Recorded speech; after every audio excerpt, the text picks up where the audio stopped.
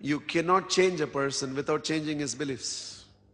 You can give lectures, you can give speeches, you can give references, you can motivate them, you can shout at them, you can scream at them, you can reprimand them, you can give them incentives, you can give them awards, but you cannot change a person without changing his beliefs.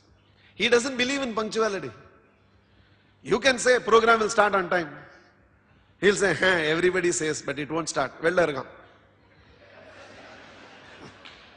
No, you can't change him without changing his beliefs. And one day when you stood outside, your belief changed. No, there is one place where program starts on time. You're inside. You cannot change a person without changing his beliefs. He does not believe he is leadership material, and unless you transform him to understand his leadership material, you can keep on giving him responsibilities and he'll keep failing. It frustrates you because he was an extraordinary clerical staff, but he's a lousy manager. Because he thinks he's a great worker, but he doesn't think he can be a great leader. And he can be a great leader if you can somehow bring about a shift in the quality of the beliefs with which he looks at himself. He was a great salesman. Because he was a great salesman, you promoted him as a sales manager, and he is a lousy sales manager. In fact, after he became sales manager, few more good salespeople resigned and went. And he caused the resignation because somehow he still sees himself only as a salesperson. So though he is a sales manager right now, and there is a difference. Selling is an art. Being a sales manager is a science. I need to impart the science of selling to others to enable them to produce results. He enjoys the art of selling. He still doesn't know the science of selling. And he doesn't have this belief that he can be a great sales manager. As a salesman, you are responsible for the results you produce.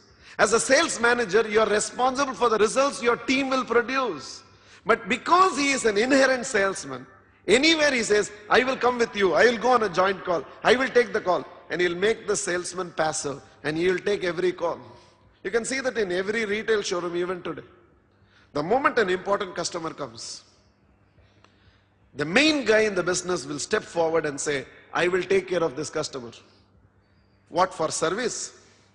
He somehow believes if the counter salesman attends to you, the billing value will be 3,000.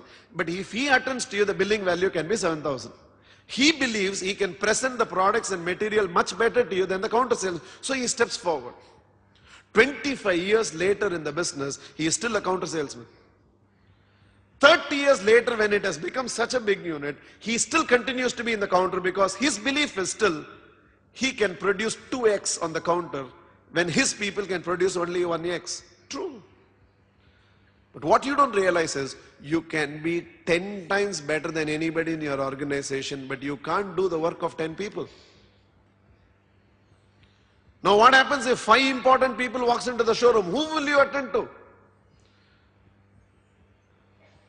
Now he does not still see himself in the leadership role.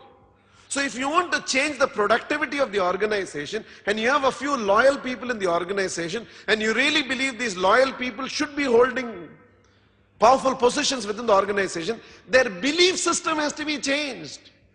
And the first shift in leadership is he has to be made to understand your success is no more by the results you produce, but your success depends on the results you get other people to produce. You work for 8 hours and you produce 8 hours of results. Now you work for 8 hours and you have to produce 80 hours of results by getting the remaining 10 people to produce results. And without transforming that belief system, shifting the chair, shifting the salary structure, shifting the designation, shifting the place from which he will operate, will not shift the results he is producing.